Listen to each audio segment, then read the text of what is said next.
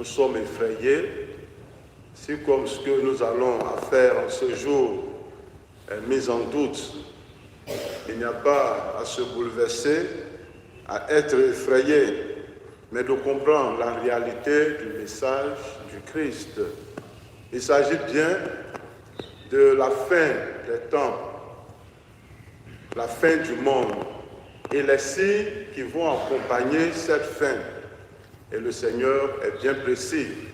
Il va citer les signes au temps de Noé, où on mangeait, on buvait, on était gros gras, voilà, on se mariait. Mais le jour qui était venu, c'était le déluge qui a tout ravagé sans rien laisser en son passage. Le cas de Lot aussi est cité. La même scène, on vendait, on achetait, on construisait.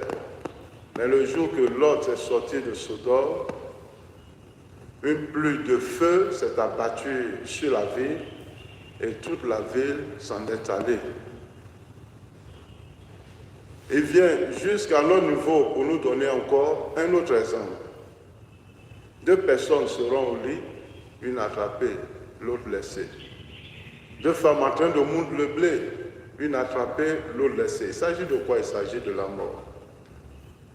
Et toutes ces scènes ici résumées dans les paroles de Jésus révèlent aussi les calamités naturelles, telles que le déluge, les grands incendies qui s'abattent sur la Californie, en Espagne, par-ci, par-là, et même pour ces dernières années, Corona, des milliers de personnes qui sont parties d'une manière innocente. Ce sont des signes qui ne trompent pas.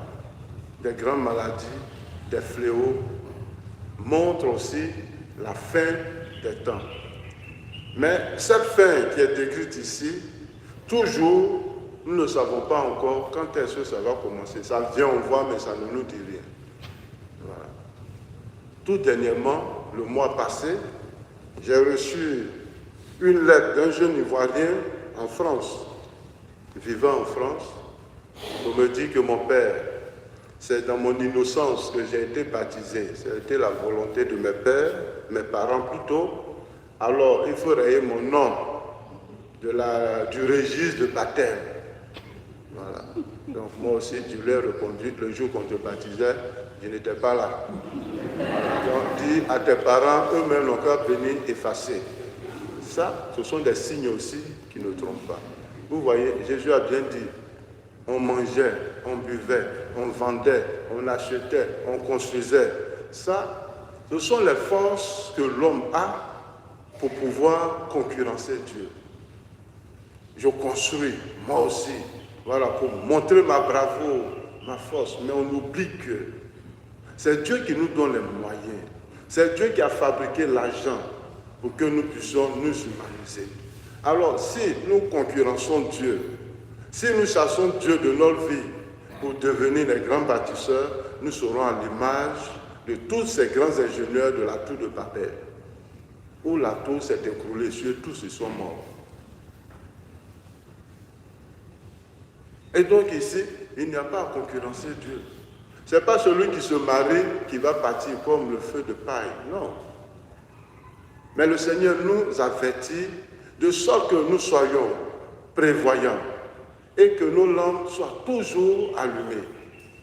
Celui qui est prévoyant, il tient compte de l'autre. Quand il construit sa maison, il peut faire un bas prix de sorte que le pauvre puisse aussi habiter dans cette maison à un montant de 20 000 francs au lieu de 100 000. S'il a son champ, il peut avoir des main-d'œuvre. Alors celui qui s'y travaille, il a un juste salaire, lui aussi, pour manger à la maison. Il tient compte de l'autre. Et par lui, par sa vie, Dieu vit aussi dans la vie de son frère. Et si nous tenons compte de ça, face à cette part de l'Écriture, nous ne pouvons pas être effrayés, parce que dans notre vie, Dieu a semé son amour qui continue toujours de rayonner dans notre cœur. Amen. Amen.